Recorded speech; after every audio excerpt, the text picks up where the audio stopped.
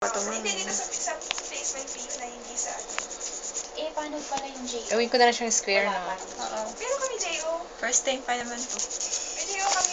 Relax mo lang, man. Ba't sabi nun wala sa PhD? Sige, kahit dalawa lang. Oo, Dalawa lang. Ing lang kinakausap ko nun. Baka egay nyo. Pero mag-different design na. Kasi pinapaalis na kami first batch pa. Imposible mo. Emirates? Oo. Ganda ng kuko mo, ma'am, puti. Di ba second batch na lang tayo? Yun ang magandang kuko. First batch na kami napaalis natin. First time. Naka more than 1 year na. Ganyan. Hindi, ma'am. Iganyan mo lang yan. Nagtanong ako ng sinanong yung pangalan. Mahirap kasi pag gumagalaw. Wala talaga under your name. Kasi wala pa Sige, pa ganyan namang mo lang. kontrata, Yan. diba? Hindi pa naman nare-release yung license. Ang hindi man namin kontrata. O ano lang siya, offer and decline. Offer yun. Galing. Iba kasi yung Kita mo naman. kontrata na nakasign sa polo kaysa sa ano.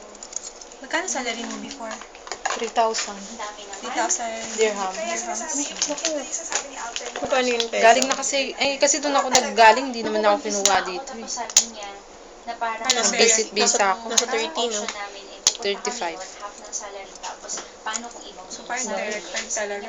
Parang illegal Tourist ka kasi doon. ko doon, Sabi nag-tourist naman, ako. flight Tapos ka naganap ako ng work. Pag nandun ka na, hindi ka naman na illegal kung nabigyan ka Ganda na ng ng kuko mo, work puti. sa ipaprocess ng employer mo yung parang OWA tsaka yung sa PPOA. Sanay na sanay na siya. Hindi ko na alam papaniwalaan. Pinakabahan nga ako eh. Nalilito na dito. Katuto kayo eh. Anong gagawin ko na? Nanginginig tuloy ako. Hindi, kinakabahan ako eh. Kasi Basta first time. maghintay lang kayo ng ano, hintay lang kayo. Pag may nilagamit. Pag may siya gamit nilaga. Pagka nando ka naman ng reward. Talaga nagnanail art ka, ma'am. Hindi. Linis lang. Linis. Wala pa muna akong share. May training naman. Doon? Oo. Buga. Sumayag na nga siya kahit half lang ng salary eh. Diba Basta training? meron nandoon. May training lang. Gusto na niya talaga.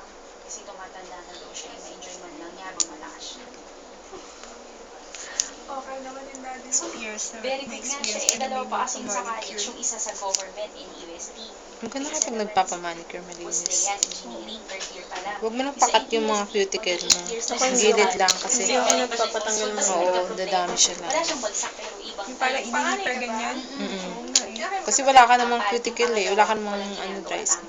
Hindi, ganyan lang. Taas. Ang taas. Ano trabaho ng daddy mo? Sa bukid. Huwag kang aaway, makikita sa media. Malaki na sa malaki eh. Kaso syempre, malaki din yung gastos sa amin. Hindi Dalawang na. private. Parang po tayo pwede gumagamit siya. Hospital. Hindi, yung dry skin lang kukunin ko. Telecom bill, electric bill, bahay. Gastos. Ayun Na lang.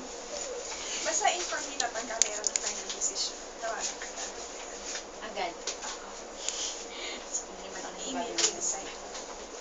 Okay. Gusto mo kasabi si Ma'am Susan? Ay, wag na. Nahihiya nga ako eh kasi naman ito pinasa. Relax lang, ma'am. Video, sir. Matigas yung daliri mo, may relax lang. Nails.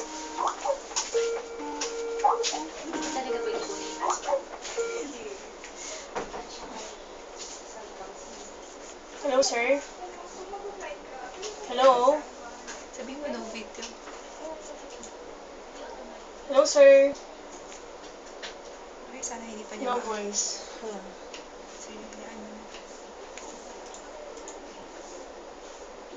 Hello? Sir, we cannot hear you.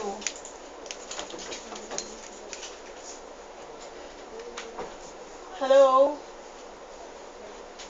No, sir. No voice. Hello? Check mo, ma'am, yung linis. Oo. Hello, sir. Okay na po yun. Ayun na to.